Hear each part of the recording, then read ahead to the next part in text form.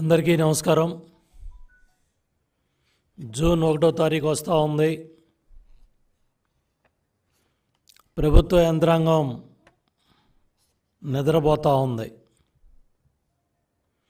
నిద్రపోతూ ఉన్న ప్రభుత్వ యంత్రాంగాన్ని మేల్కొల్పండి, మొద్దు నిద్ర నుంచి లేపమని జాతీయ అధ్యక్షులు చంద్రబాబు నాయుడు గారి పిలుపు మేరకు 64 లక్షల మంది పెన్షన్దారులు, ఎవరైతే పింఛన్దారులు, వీళ్ళందరూ కూడా 1వ తారీఖు ఉదయం 6 గంటలకల్లా తెల్లవారేసరికి మా ఇంటికి పెన్షన్ రావాలని కోరుకుంటున్నారు. గత 2 నెలలుగా జగన్ నాటకంలో భాగంగా, జగన్మోహన్ రెడ్డి కుట్రలో భాగంగా చీఫ్ సెక్రటరీ జవహర్ రెడ్డి నడిపించిన యంత్రాంగంతో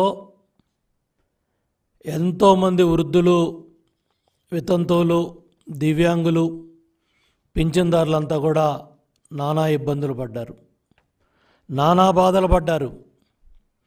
ఏప్రిల్ నెలలో, మే నెలలో వాళ్ళ బాధల వర్ణాతీతం.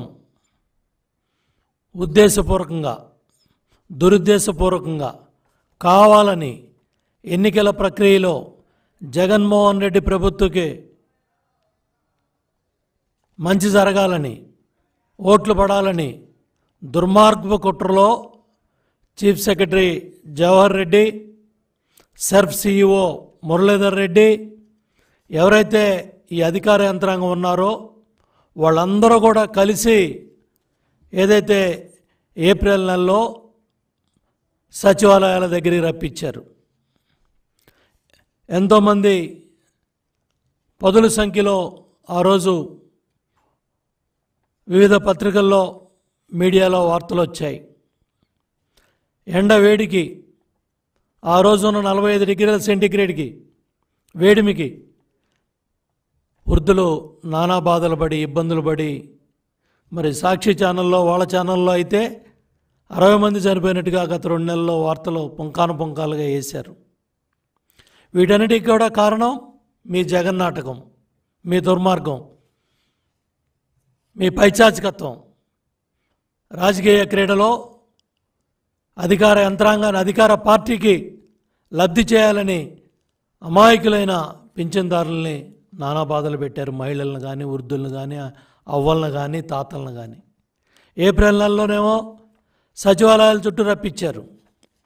మే నెలలోనేమో బ్యాంకుల చుట్టూ తిప్పారు. నేను అడుగుతున్నా చీఫ్ సెక్రటరీ జవహర్ రెడ్డిని, సెర్ఫ్ సిఇఓ మురళీధర్ రెడ్డిని, ఇంతవరకు ప్రభుత్వ పరంగా ఒక్క స్టేట్మెంట్ బయటకు వచ్చిందా? ఇళ్ళ దగ్గరికి వెళ్ళి ఎంతమందికి ఇచ్చారు? బ్యాంకుల్లో, ఏ బ్యాంకుల్లో ఎంతెంత డబ్బు వేశారు? ఇప్పుడు దాకా ఎంత విత్డ్రా చేశారు? ఎంతమంది తీసుకున్నారు? ఎన్ని ఇబ్బందులు పడ్డారు? ఆధార్ దెమ్మనొకడో, పాన్ దెమ్మనొకడో, ఈ బ్యాంక్ అదనొకడో, ఆ బ్యాంక్ అని సచివాలయ సిబ్బంది ఏ బ్యాంకులో ఉందని ఇళ్ళకెళ్ళి చెప్పి రమ్మన్నారు. అదే సిబ్బందితో ఆ డబ్బులు వెళ్ళి ఇంటి దగ్గర ఇవ్వడానికి ఏమి నొప్పని నేను అడుగుతా ఉన్నా చీఫ్ సెక్రటరీ జవహర్ రెడ్డిని.